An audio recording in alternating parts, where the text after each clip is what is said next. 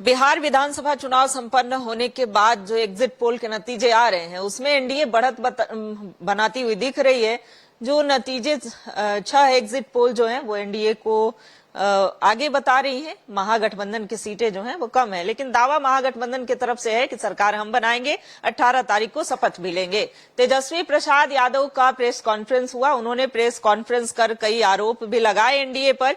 यह कहा कि अमित शाह जो लिख करके देते हैं वो एग्जिट पोल में आता है। हमारे साथ बिहार बीजेपी के प्रदेश अध्यक्ष हैं दिलीप जायसवाल जी।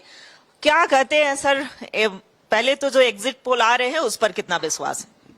देखिए, इस बार के चुनाव में जनता और मतदाता ने एक उत्सव का माहौल बनाया और आपने देखा कि पूरे चुनाव में स्पष्ट संकेत था मतदाताओं का कि फिर एक बार एनडीए की सरकार बनने जा रही है। और जो मैंडेट है जनता और मतदाता का, वो मीडिया को भी दिखाई पड़ रहा है, सर्वेयर को भी दिखाई पड़ रहा है और सीधा है कि एनडीए की सरकार भारी बहुमत से बनने जा रही है।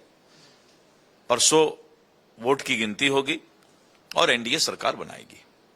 अच्छा, ये तेजस्वी प्रसाद यादव जो कह रहे हैं कि एग्जिट पोल जो है वो झूठा दिखा रहा है, जो 72 लाख वोटर अतिरिक्त जुड़े हैं हमारे साथ, बम्पर वोटिंग हुई है, वो हमारे पक्ष में हुए हैं, बदलाव के लिए हुए हैं। ऐसा है कि उन्होंने तो अपना तारीख भी फिक्स कर दिया। जनता और मतदाता मैंडेट देती है कि नेता ही अपना डेट भी फिक्स कर लेते हैं। सीधी सी बात है कि एनडीए की सरकार बन रही है, भारी बहुमत से बन रही है और जनता ने उत्सव के माहौल में वोटिंग किया है।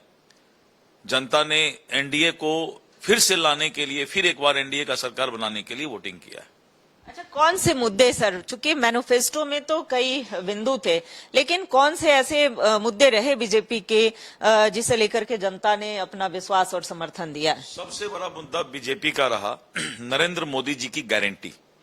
आज पूरा देश और बिहार दुनिया के सर्वाधिक लोकप्रिय नेता और भारत के यशस्वी प्रधानमंत्री श्री नरेंद्र मोदी जी के गारंटी पर विश्वास करती है।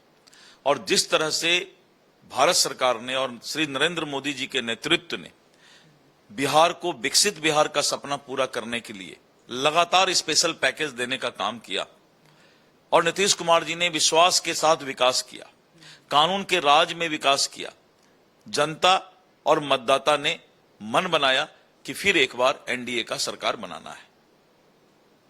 कई बिंदु रहे, लेकिन जहां तक न्यूज 11 भारत की टीम गई थी सर, मोदी और नीतीश के नेतृत्व में हुए विकास को सराह ही रही थी, लेकिन कहीं महागठबंधन के पक्ष में भी हो रहे थे। तो लोकतंत्र की ये खूबसूरती है, लेकिन महिला सशक्तिकरण के लिए भी कई कार्य हुए हैं, ये आप मानते हैं? निश्चित रूप से। सबसे पहले नीतीश कुमार जी ने स्थानीय निकाय में, लोकल बॉडी में, पंचायती राज और नगर निकाय में 50% आरक्षण महिलाओं को दिया। उसके बाद आपने देखा कि पूरे बिहार के अंदर पुलिस डिपार्टमेंट में और 30% से भी ज्यादा महिलाएं आज राइफल और पिस्टल लेकर के बिहार के सुरक्षा में लगी हुई हैं। तो महिलाओं का सशक्तिकरण हुआ। और उसके बाद आपने देखा कि 33% महिलाओं को नौकरी में, बिहार सरकार के नौकरी में आरक्षण, और आरक्षण ही नहीं, डोमिसाइल यानी बिहार के महिलाओं को नौकरी दी जाएगी। और उसके बाद जीविका दीदी के माध्यम से स्वावलंबन, स्वरोजगार, सेल्फ एम्प्लॉयमेंट और इस तरह करके महिलाओं के सशक्तिकरण का काम किया गया। तो महिलाओं के लिए बहुत सारे ऐसे काम किए गए हैं जो सीधा संकेत है कि महिलाओं का सशक्तिकरण, एम्पावरमेंट ऑफ वुमेन जो है इस गवर्नमेंट का सबसे बड़ा प्रायोरिटी, प्राथमिकता रहा है। तो ये कार्य रहे हैं प्रधानमंत्री नरेंद्र मोदी के नेतृत्व में जो विकास हुए हैं और नीतीश कुमार के नेतृत्व में जो बिहार विकास की ओर बढ़ा है। और साथ ही जो आने वाले दिनों में भी मैनिफेस्टो के कई बिंदु हैं, एनडीए पर विश्वास और भरोसा। चूंकि 14 तारीख को जब ईवीएम का पिटारा खुलेगा और किनके पक्ष में जनादेश जाता है ये तो स्पष्ट हो ही जाएगा, लेकिन अगर डबल इंजन की सरकार बनती है तो बिहार और विकास करेगा। कैमरा पर्सन मानस के साथ रुचि शर्मा, न्यूज 11 भारत, पटना।